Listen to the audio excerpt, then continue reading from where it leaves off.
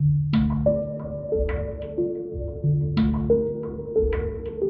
impact of violent extremism in the African continent in the last 5 years has been really devastating, both economically, and more importantly, lives lost, but also people displaced. Africa alone has suffered 33,000 deaths in the last 5 years alone.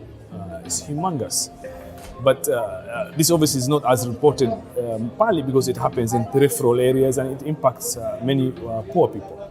Climate pressures, losing your livelihood, not having any alternative opportunities tends to be one of the factors in people joining this kind of organization. So how do you deal with this in terms of response? The entire problems of violent extremism has shown that you really have to have a coordinated, but more important, a comprehensive approach. It's not only about livelihood. It is about livelihood, but not only about livelihood. It's about governance. It's about climate issues.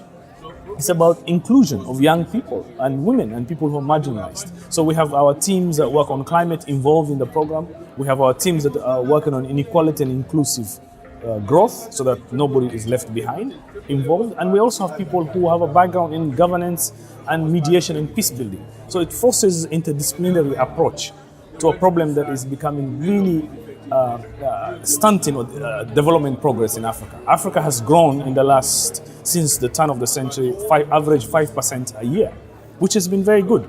But that growth has not been equally shared. The continent is still the number one continent in terms of inequality between the haves and the have-nots. It's also a continent that has really both culturally, economically and politically marginalized young people. So it's not a surprise also that the average age of people being recruited, especially in the Lake Chad area, is between 17 to 22. So they're targeting the exact group of people who are they do not have a stake in the political realm and do not have a stake in the economic realm. So this is extremely important in terms of the linkages and in understanding how violent extremism happens. And if we don't address it both from all this angle, you can't talk about development or achievement of the SDGs.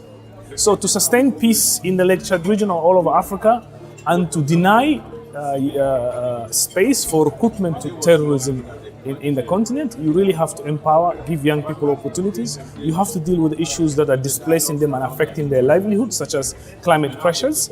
And you really have to ensure that that they're represented in the political processes. One of the most interesting facts is the median age of an African is between 19 and 20.